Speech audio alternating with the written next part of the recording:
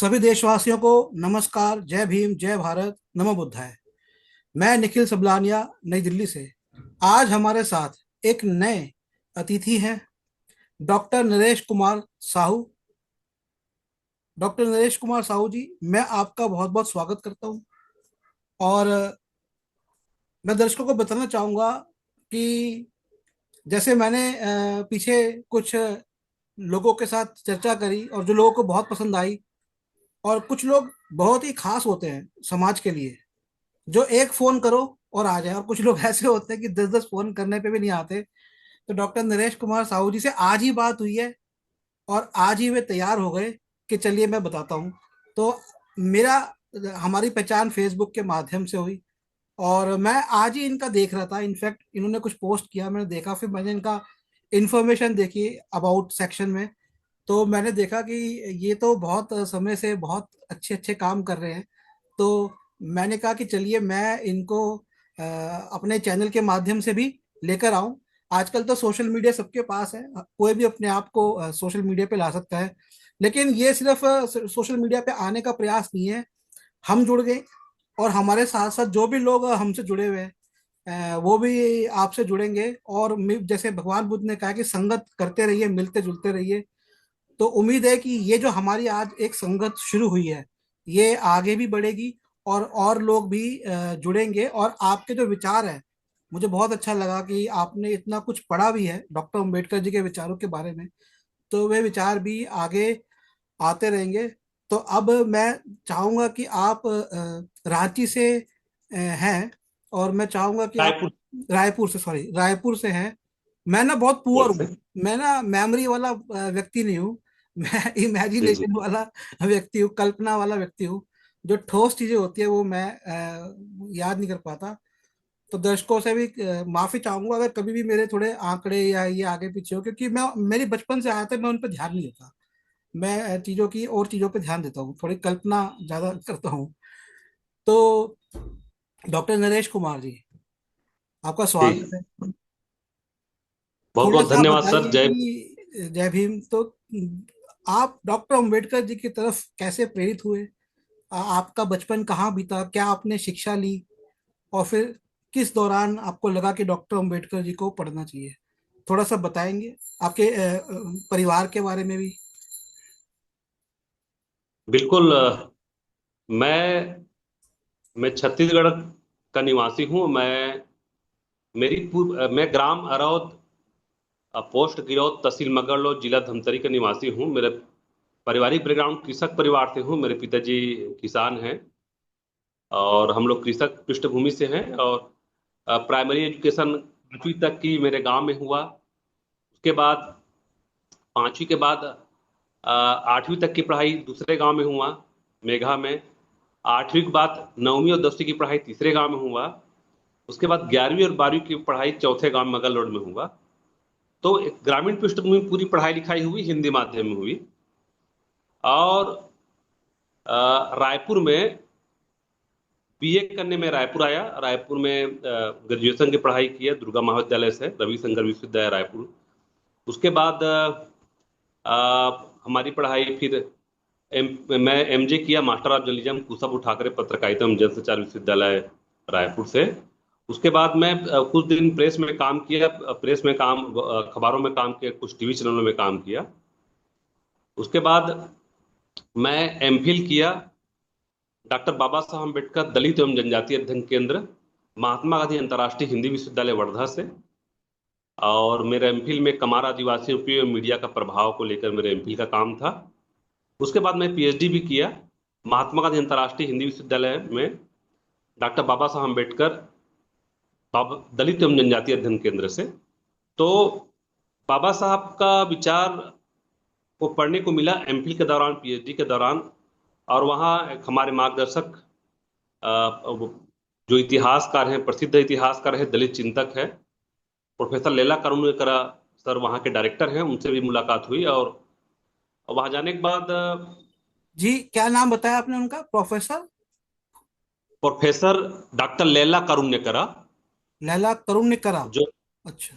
हाँ, जो इतिहासकार हैं और दलित चिंतक हैं। और दलितों पे लेके लंबा काम है वो, और उनकी बहुत सारे साहित्य हैं और उसका लंबा काम है, और बेहद आज के समय में जैसे कांचालिया जी हैं उस तरह से उसको नया विचार रखते हैं, और बहुत प्रभावशाली विचार रखते हैं। तो उनके साथ मिले तो बाबा साहब अम्बेडकर, ज्योतिबा फूले, छत्रपति साहू जी महाराज, और जो दलित बहुजन चिंतक जो काम किए, उस उससे जुड़ने का अवसर मिला। और क्योंकि एमफिल और पीएचडी में के दौरान, एमफिल के दौरान बहुत सारे जो हमारे टर्म पेपर थे, सेमिनार थे, पढ़ने को मिला। फिर एक तरह से वहाँ एक बौद्धिक माहौल रहा, और उस माहौल में हम लोग बहुत सारे छात्र, राजनीति वहाँ का जो होता है उसमें भी जुड़े। तो फूले जयंती, छत्रपति साहू जी महाराज जयंती, बिरसा मुंडा जयंती, बाबा साहब अम्बेडकर, तथागत गौतम बुद्ध, अब इस तरह से पूरा बहुजन, दलित बहुजन विचारधारा से जुड़े तमाम चिंतकों को वहाँ जानने समझने का मौका मिला। और बहुत सारे उनके मतलब जन्मों दिवस वगैरह सब मनाने का हमको मौका मिला। और वहाँ दलित, आदिवासी, पिछड़े, अल्पसंख्यक, तमाम जो समाज के लोग हैं उनको जानने को, मतलब कम्युनिटी का अध्ययन करने को मौका मिला। दलित क्या होता है, आदिवासी क्या होता है, बहुजन क्या होता है, ओबीसी क्या होता है, अल्पसंख्यक क्या क्या स्थिति है, सवर्ण और गैर सवर्ण क्या है, दलित क्या है, आदिवासी क्या है, पिछड़े क्या है, आर्य क्या है, द्रविड़ क्या है। तो मूल निवासियों के बारे में जानने का अवसर मिला। और फिर पढ़ाई के बाद छत्तीसगढ़ में आए तो हम भारत के लोग शुरू किए, बहुत सारे मूवमेंट शुरू किए। यहाँ सिरपुर में एक बौद्ध बुद्धिस्ट प्लेस है, दुनिया मतलब world the largest Buddhist site, दुनिया का सबसे बड़ा बुद्धिस्ट साइट है सिरपुर छत्तीसगढ़ में। वहाँ भी हम लोग 2-3 साल तक अंतर्राष्ट्रीय बौद्ध महोत्सव करवाए, बहुत सारे सेमिनार करवाए, और रिसर्च काम अभी तक कर रहे हैं, कराते हैं, लगातार लिखते हैं सोशल मीडिया के जरिए और तमाम अखबारों में। बहुत सारे जो जिसको वैकल्पिक मीडिया बोलते हैं, वैकल्पिक पत्रकारिता बोलते हैं, जैसे आपके दलित दस्तक है, और बहुत सारे अखबारों में, मीडिया और मैगजीन में हम लिखते पढ़ते हैं। तो इस तरह से अ, दलित चिंतकों से, जिसको बहुत सारे लोग बहुजन चिंतक बोलते हैं, बहुत सारे लोग मूल निवासी चिंतक बोलते हैं, इनसे जानने को मिला, समझने को मिला। और समतामूलक समाज की स्थापना में, सामाजिक न्याय के लिए हम कैसे प्रतिबद्ध रहें, सामाजिक मूल्यों पर चले कैसे, संविधान की बातों को कैसे इम्प्लीमेंट करें, लोगों को बताएं कैसे, अब एक समतामूलक राष्ट्र निर्माण के लिए हम लोग काम करते हैं। जी। बहुत अच्छा लगा ये जानकर कि आपने इतना समय दिया, इसको आपने एकेडमिक के द्वारा दिया, शिक्षा के माध्यम से। तो जब आप बता रहे थे तो मुझे अपना भी कुछ याद आया कि जब मैं मिशन से जुड़ा था तो उस समय मेरा एक फ्रेंड बना था जो इटली में था, और हमारी दोस्ती हुई नेट के थ्रू, जो कि मेरे से क्वेश्चंस करता था कई, तो मैं उसको आंसर्स दे देता था। तो वो दिल्ली आया, मतलब इंडिया में उसका एक एजुकेशनल प्रोग्राम था जिसमें उसे घूमना था, और उसकी रिसर्च थी कास्टिज्म इन इंडिया, जो कि उसके प्रोफेसर्स ने बताई थी। वो नहीं करना चाहता था, उसके प्रोफेसर्स ने उसे कहा जाओ इस पे करो। तो उनके देश ने उसको भेजा यहाँ पर रिसर्च के लिए। तो मैं उसके साथ जब घूमने गया ना दिल्ली में, जब मैं उसे बता रहा था ना, तो तब मुझे एक बड़ा ही प्रैक्टिकल अनुभव हुआ। तो बाकी तो जीवन के अनुभव होते हैं एक पर्सनल, तो आपने ये जो स्टडी करी एकेडमिक्स की करी, इसके साथ ऐसा क्या हुआ, क्योंकि आप तो इतना ज्यादा जुड़ गए, आप एक मतलब जिसे कहते हैं ना पर्सनली जुड़ गए काम से। बहुत से लोग हैं, और मैं बता दूं, मैं दर्शकों को बताऊंगा, मैं दर्शकों को एक बड़ी मजेदार बात बताता हूँ। मायावती जी पे सबसे पहला जो फेसबुक का पेज बना था, वो Tata institution of social sciences के कुछ स्टूडेंट्स ने बनाया था। 30 से, हाँ। वो पेज, वो लोग चले गए विदेशों में पढ़ने के लिए। उनमें से कई सालों बाद किसी ने कहा, भाई मेरे को कहा कि आप इसको इसके एडमिन बन जाओ। तो मैं उसका एडमिन बन गया। वो पेज मेरे पास है, वो भी पब्लिक नहीं है, क्योंकि वो एक बहुत बड़ी राजनीतिक फिगर है, तो वैसे उनका वो जो पेज है, क्योंकि वो पहला पेज है, तो मैं उस पर पर्सनली कुछ पोस्ट नहीं करना चाहता। लेकिन मैंने देखा कि वो भी, और बहुत सारे ऐसे छात्र जिनको मैं मिला लगभग 13 साल पहले, जेएनयू में मिला 13 साल पहले, 14 साल पहले मिला मैं, वो सारे उनमें जो भी खास करके जो SC ST OBC के छात्र थे, वो सब चले गए, टाटा बाय बाय कर गए मिशन को। सब दिल्ली से बाहर के थे। कुछ लोग फॉरेन भी चले गए। लेकिन आप इतने सालों से रहे हैं, तो मैं आपसे जानना चाहता हूँ कि पहला तो वो क्या चीज है जो कि ये सब शिक्षा के अलावा प्रैक्टिकल ऐसा क्या है कि आप जुड़ जुड़ पाए मिशन से। प्रैक्टिकल ऐसा है कि जातिगत भेदभाव तो हम देखते ही थे। प्रेस में काम कर रहे हैं तो मैं भी प्रेस में काम करने का, मुझे भी मतलब अखबार की दुनिया, टीवी की दुनिया में काम करने का अवसर मिला। हमारे साथ कुछ साथी पढ़े थे मेरे साथ जो पत्रकारिता की पढ़ाई किए थे, कुछ ज्वाइन कर रहे हैं टीवी चैनलों में, मैं भी काम किया अखबारों में।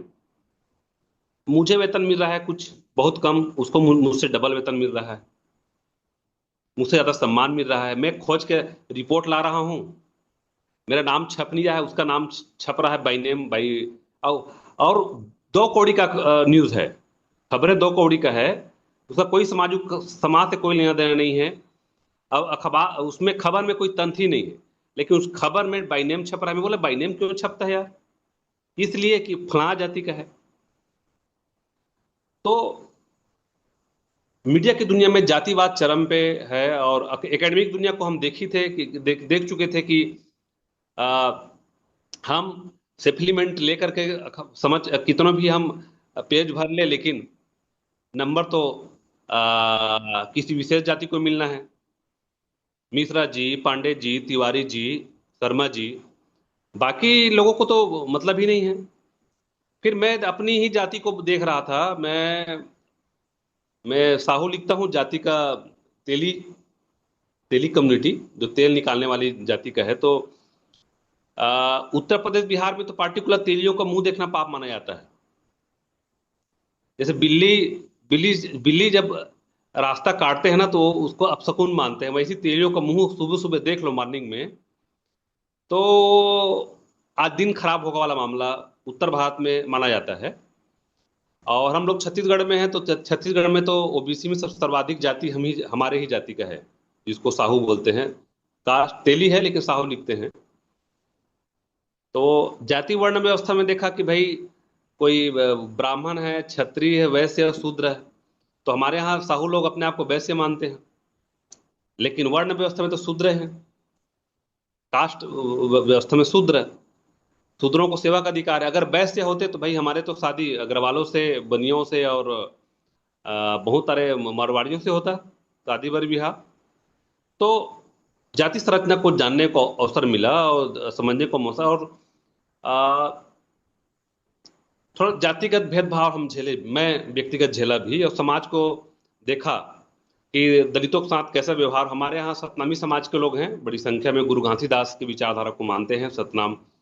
तो सतनाम पंथ को भी जाति बना लिए हैं और उसको भी लोग अछूत मानते हैं। तो बहुत सारे लोग उसको अछूत की तरह ट्रीट करते हैं। लेकिन जब मैं बहुत सारे दलित कम्युनिटी से मिला, आदिवासी कम्युनिटी से मिला, तो बहुत अच्छा लगा, दिल के साफ, अ, मन में कोई छल नहीं, कोई कपट नहीं, कोई भेद नहीं, ज्ञान की बातें हो रही है, समाज की बातें हो रही है, अपनापन की बातें हो रही है।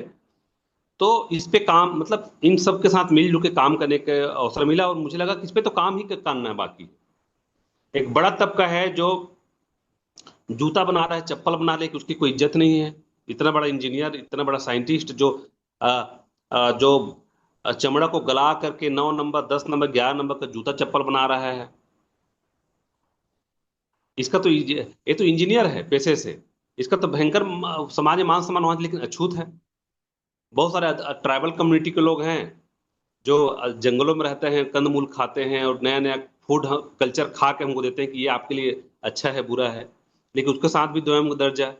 पिछड़े, बड़ी आबादी पिछड़ों की है, जो खेती करता है, किसानी करता है, घर बनाता है, मजदूरी करता है, आपको कमा के देता है, लोहे का काम कर रहा है, तेल पेरने का काम कर रहा है, यादव अहीर दूध दूहने का काम कर रहा है, जो दूध बना रहा है, घी बना रहा है, मक्खन बना रहा है।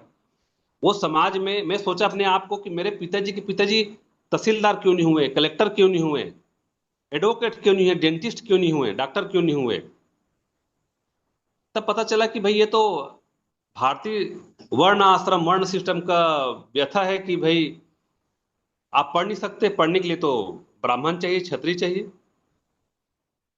तो जाति संरचना, जाति जाति पैराडाइम को, संरचना को, वर्ण व्यवस्था संरचना को जानने समझने का अवसर मिला, और लगा कि इस पे काम करना चाहिए। फिर हम बहुत सारे हमारे दलित लेखकों को पढ़े, दलित जो उपन्यास पढ़े, दलित साहित्यकारों को जेनवी पढ़े।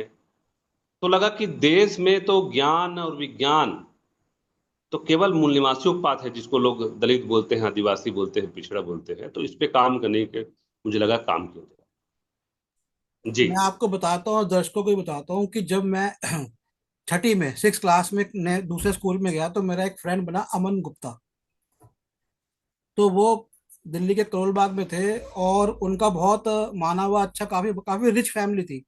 उनका ऑटोमोबाइल पार्ट्स का बिजनेस था, ट्रेडिंग का। और उसके अलावा उनके घर में काफी एक्सपेंसिव रेंट पे उन्होंने शॉप्स दी हुई थी, तो काफी रिच फैमिली थी। तो हमारा स्कूल था DAV public school, Dayanand Anglo वैदिक पब्लिक स्कूल। तो वहां पर उसके पेरेंट्स डोनेशन भी अच्छी खासी देते थे, वो 3 भाई थे। तो बाद में मेरे को बहुत समय बाद वो स्कूल से चला गया, पर हमारा मिलना जुलना होता रहा। तो उसने मेरे को एक बार बाद में बताया था कि हम ना तेली है, हम गुप्ता नहीं है। तो हम मतलब दिल्ली के अंदर वो इतने रिच थे, लेकिन और जो मार्केट है ना वो दिल्ली के अंदर वो मतलब इंडिया के टॉप ऑटोमोबाइल मार्केट्स में सेकंड नंबर पे आती है। और इतने रिच थे, तो मतलब ये विडंबना खाली शेड्यूल कास्ट के साथ नहीं है, ये विडंबना बहुत लोगों के साथ है कि वो बाकी जो वर्ण व्यवस्था के अंदर जो वर्ण है उनमें भी, कि वो ये एक सोशल बॉयकॉट का डर लगा रहता है एजुकेशन पाने के बाद भी और पैसा आने के बाद भी। तो ये तो है। अच्छा, डॉक्टर अंबेडकर जी का कितने साल पहले आपने पढ़ना शुरू किया, और आपको उनका वैसे तो उनकी सारी बुक्स अच्छी है, आपको सबसे ज्यादा प्रभावित उनकी किस बुक ने या किस लेखनी ने किया? कुछ बताएंगे इस बारे में? मैं बाबा साहब अम्बेडकर के बारे में तो से जान रहा था, लेकिन 2010 में जब मैं एमफिल करना शुरू किया बाबा साहब अम्बेडकर दलित एवं जनजातीय अध्ययन केंद्र से, तो बाबा साहब की जीवनी पढ़ा। किताब है, उसका लेखक है, महाराष्ट्र का लेखक है, मराठी लेखक है, या माइंड में उतर रहा है। धनंजय कीर? धनंजय की नहीं है। अच्छा, अ, चलिए कोई बात नहीं, नाम, आ जाएगा यार। हाँ, अच्छा लगा, मतलब बहुत प्रभावित किया उसका लेखक। बाकी बाबा साहब का आप थॉट्स ऑन पाकिस्तान पढ़ लीजिए। मतलब बाबा साहब का तो सभी लेख, सभी सभी वॉल्यूम, मेरे पास पूरे वॉल्यूम है हिंदी की। और बाबा साहब का क्रांति और प्रति क्रांति पढ़ लीजिए, रेवोल्यूशन एंड काउंटर रेवोल्यूशन।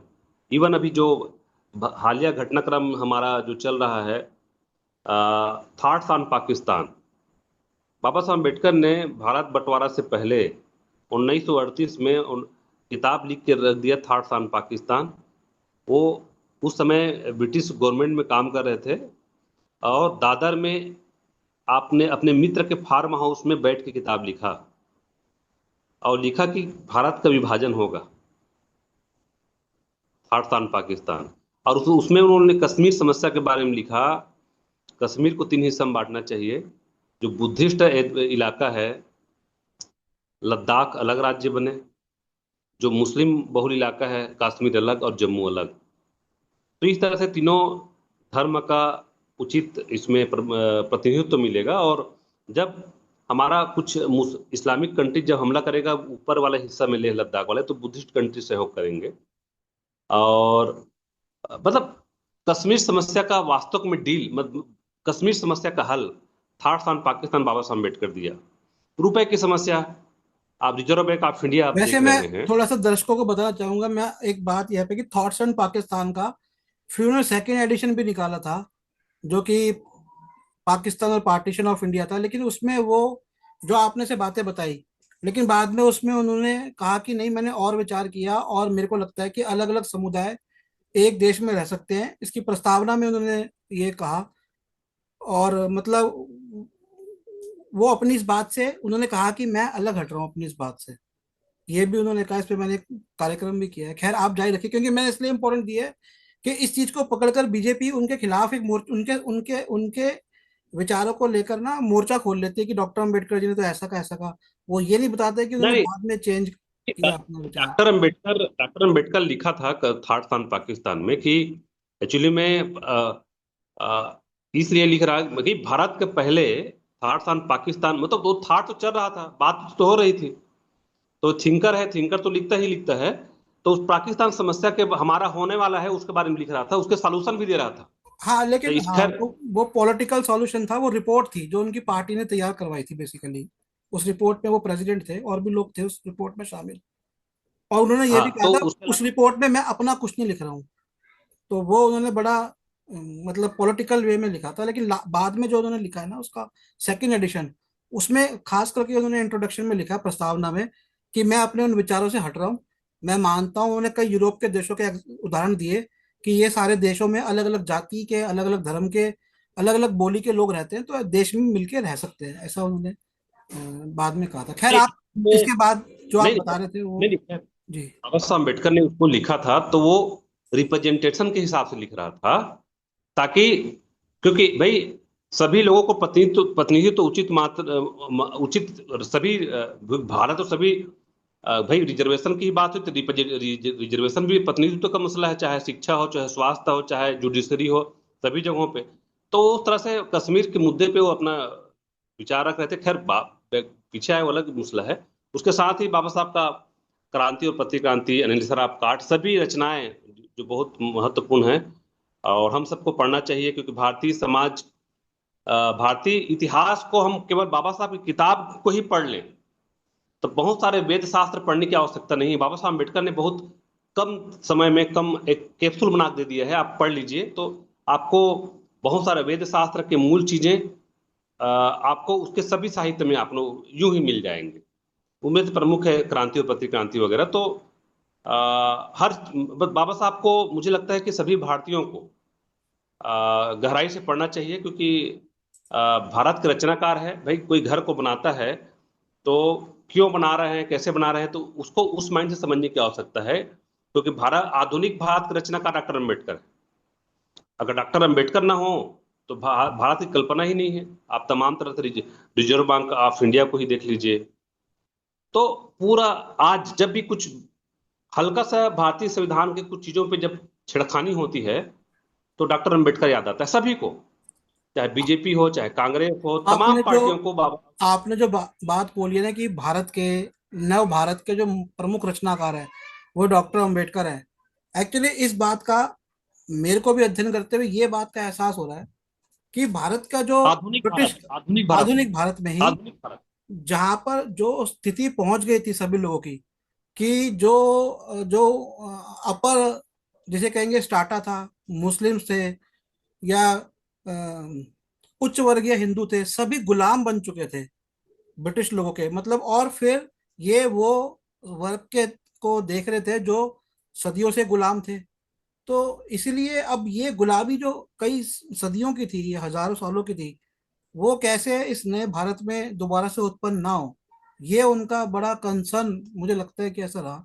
इसलिए जैसे आप भी बोल रहे हैं तो हाँ, वो हमें संदर्भ भी समझना जरूरी है कि क्यों है वो आधुनिक भारत के भाई निर्माता। नहीं, बाबा साहब अम्बेडकर दामोदर घाटी परियोजना, भाखड़ा डैम परियोजना ला रहा है, बहुउद्देशीय परियोजना, जिसमें उस बांध के पानी में खेतों में पानी जाए, मछली पालन हो, लोग बिजली उत्पादन हो, भूमिगत जल स्रोत बढ़े, तो उसमें खेती किसानी हो रहा है, रोजगार हो रहा है, बिजली पर तमाम तरह के उसके विचार थे।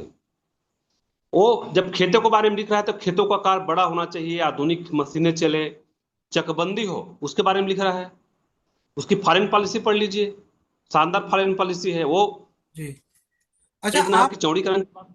आप छत्तीसगढ़ में हैं, तो मैंने देखा था कि छत्तीसगढ़ के अंदर गांवों के अंदर काफी अभी जात पात अभी भी है, मतलब।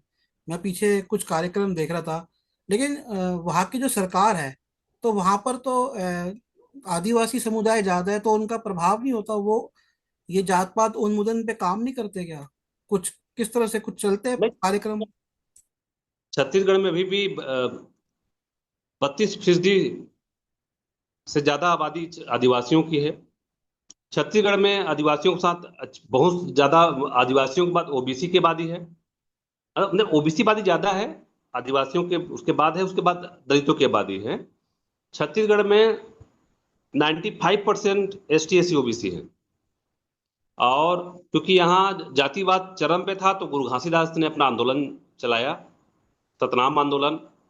उन्होंने लिखा मन के मन के एक बरोबर, छत्तीसगढ़ी में उसको हिंदी मानव मानव एक समान। तो उसका प्रभाव रहा। और ऐसे उत्तर भारत की तुलना में यहाँ छुआछूत जातिवाद उस तरह से नहीं है, क्योंकि यहाँ हमारी बड़ी आबादी आदिवासियों की है। खान पान आदिवासी कल्चर, हमारे पूरा कल्चर, सभी जाति के लोग उस कल्चर को मानते हैं। और मूल रूप से वो कल्चर जो है यहाँ के मूल निवासियों की कल्चर है। लेकिन पिछले कुछ समय से फिर से कहीं कहीं बहुत सारी जगहों पे जातिवाद छुआछूत देखने को हमको मिलता है। बहुत सारे लोग बाहर से भी लोग आए हैं, वो बसे हैं, वो भी वो जो वो अपनी जो जातिवाद है, छुआछूत है और डिस्क्रिमिनेशन को यहाँ थोपना भी चाहते हैं। तो उसके लिए लगातार काम हो रहा है। हमारे बहुत सारे साथी लोग उस पे बिलासपुर संभाग के लोग, साथी लोग, बस्तर संभाग के लोग, साथी लोग मोर्चा संभाले हुए हैं, लगातार काम कर रहे हैं और सफलता मिल रही है। तो आप राजनीति से जुड़े अब तक, या कोई भविष्य में है कुछ ऐसा? मैं सक्रिय राजनीति से अब तक तो सोचते तो हैं, विचारते हैं राजनीति को, लेकिन पार्टी में, किसी पार्टी में उसका मतलब एक तरह से फेवर करते हैं अलग अलग पार्टियों का, लेकिन अभी तक उस साथ राजनीतिक रूप से नहीं आ पाए हैं सामने, लेकिन भविष्य में आने की उम्मीद है। नहीं, आने की उम्मीद क्या आपको? तो अगर आप नहीं आओगे तो कौन आएगा? आप तो एक एसेट हो देश के, जो देश बिल्कुल। के युवा हैं, जो देश को सामाजिक रूप से इतना गहराई से समझ रहे हैं। अगर वो नहीं आएंगे तो फिर कौन आएगा? ये तो बिल्कुल जरूरी आना है कि आप आएंगे। आए। ये है। नहीं, अभी भी वैचारिक रूप से लेखन है, आर्टिकल के रूप में, अलग अलग व्याख्यान के रूप में हम लोग जाते हैं और सरकार को भी घेरते हैं और रिफरेंस के साथ गरियाते हैं कि ये आपका काम गलत है, ये काम सही है। तो दबंगई के साथ और संदर्भ के साथ आलोचना करते हैं और आने वाला समय में खुल कर राजनीति में भी काम करेंगे, आएंगे। अच्छा। अच्छा, अगर कोई आपके लेख वगैरह कहीं पे ऑनलाइन कोई पढ़ सकता है, या बुक्स हैं कुछ इस तरह का, अगर आपको कोई पढ़ना चाहे तो, या आपके कोई वीडियो हो, कोई चैनल हो आपका पर्सनल? नहीं, चैनल हमारे बहुत सारे अम्बेडकर नामा में भी वीडियो है, और बहुत सारे यूट्यूब में भी आप जाएंगे, नरेश कुमार साहू का बोलने से कुछ वीडियोस हमारे आ जाएंगे। अब पार्टिकुलर मेरे चैनल में नहीं है, लेकिन एक नरेश कुमार साहू का चैनल बनाया है, लेकिन उसमें कोई वीडियो नहीं है। एक अम्बेडकर नामा का एक वीडियो है रतनलाल जी के साथ उसमें।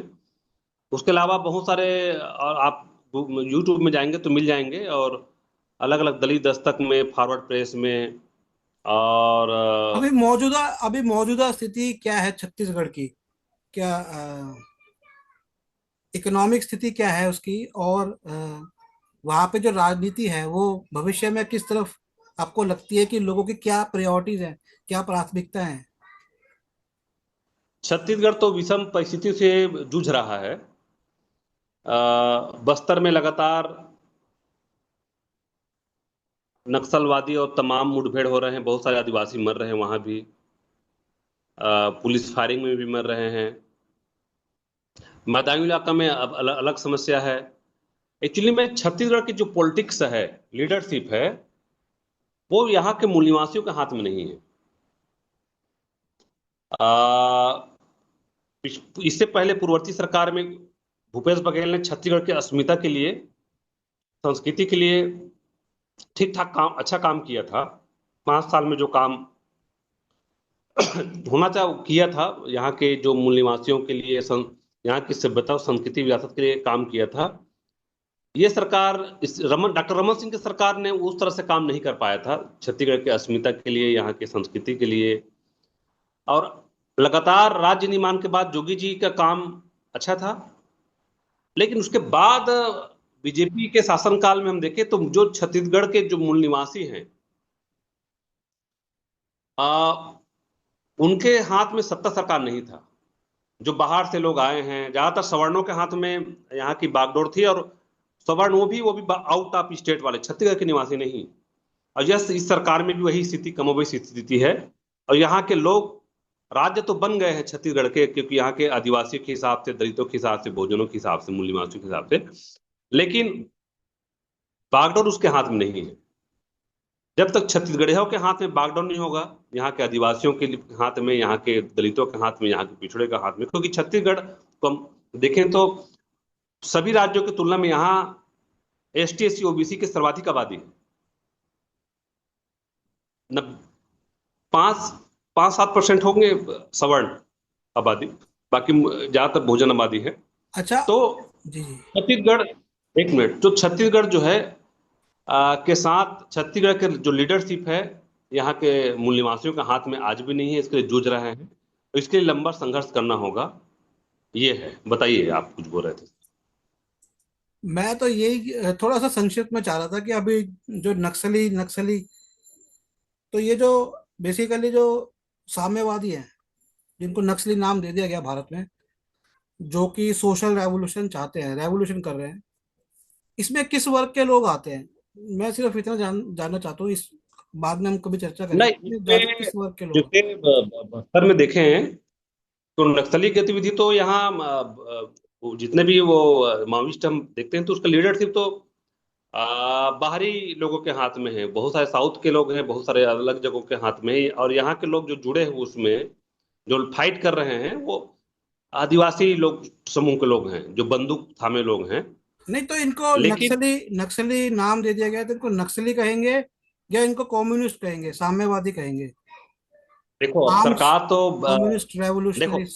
क्योंकि दुनिया तो नक्सलवाद, इनको यही कहती है। यहाँ पे एक अलग ही नाम दे दिया है, नक्सली। देखो भाई, नक्सलवाद, नक्सलवाद तो चारू मतुमदार, कानून सल्यान नहीं, ने। वो तो जगह का नाम था ना, लेकिन जो आइडियोलॉजी आई है हाँ, वो तो कम्युनिज्म की आई है ना, जो पूरी दुनिया में थी, देखो जो कम्युनिज्म का, कोलम। नहीं नहीं, ठीक है। तो वो तो नक्सलवादी एक तो आंदोलन था, जो जल जंगल जमीन किसान आंदोलन था, चाय की बगान से शुरू हुआ था और यहाँ आके पनपा। नहीं, तो मेरा यहाँ ये दो, कहना है, नक्सल नक्सल नाम देने से जो कम्युनिज्म की पूरी हिस्ट्री है वो भारत के सामने आई नहीं रही ना, कि बड़े सारे देशों ने साम्यवाद अपनाया और आर्म्स रेवोल्यूशन अपनाया। वियतनाम के अंदर हुआ, कोलंबिया में हुआ, चीन में हुआ। इन्होंने नाम ही बदल दिया ना पूरा उसका, रेवोल्यूशन का। उसको सिर्फ नक्सली हाँ, कह दिया। बेसिकली वो कम्युनिस्ट रेवोल्यूशन है। वो लोग कम्युनिस्ट सरकार स्थापित करना चाहते हैं, ऐसा वो आप सोचते हैं। ये है। लेफ्ट वाले हैं, वामपंथी विचार को मानते हैं। हम्म। लेकिन हम किसी भी तरह से हिंसा का हम समर्थन नहीं करते, क्योंकि बाबा साहब ने बोला कि हमको बंदूक पे नहीं, कलम पे हमको क्रांति करना है, सबके हाथों में। हम चाहते हैं कि यहाँ के आदिवासी लोग आ, शिक्षा ले, अच्छे शिक्षा, अच्छे स्वास्थ्य और राष्ट्र निर्माण में अपनी भूमिका निभाए बौद्धिक रूप से, क्योंकि ज्ञान ही श्रेष्ठ है। अत्र दीपो भवा। हमको किताब के माध्यम से, कलम के माध्यम से क्रांति लाना है। बंदूक कोई सलूशन नहीं है, ये मामला है। जी सही है। ऐसे डॉक्टर अम्बेडकर जी ने यह भी कहा है कि यूरोप में कभी भी वहाँ के असहाय वर्ग को शिक्षा, फौज और राजनीति से दूर नहीं रखा गया। क्या, डॉक्टर अम्बेडकर जी ने बहुत सारे विचार रखे हैं। हम इन पे चर्चा जारी हाँ, रखेंगे। ये तो कार्यक्रम मेरे को यहीं रोकना पड़ेगा। तो ये थे मेरे साथ डॉक्टर नरेश कुमार साहू जी, छत्तीसगढ़ से। और बहुत अच्छा लगा आपसे बात करके। और आप आगे भी आइएगा, आपका ज्ञान दीजिएगा। और खास करके युवाओं को तो चाहिए ही कि एक युवा नेता समाजवादी सोच के उभर कर निकले देश से। तो मित्रों, अगर आप भी डॉक्टर अम्बेडकर जी को पढ़ना चाहते हैं तो मुझसे संपर्क कर सकते हैं। मेरा नंबर है 8527533051, 8851188170। और एक व्हाट्सएप नंबर है 8447913116। एक हमारी बुक्स की वेबसाइट भी है, nspmart.com। तो आपका बहुत बहुत धन्यवाद, डॉक्टर नरेश कुमार साहू धन्यवाद। जी। जय भीम, जय भारत, नमो बुद्धाय। जय जय।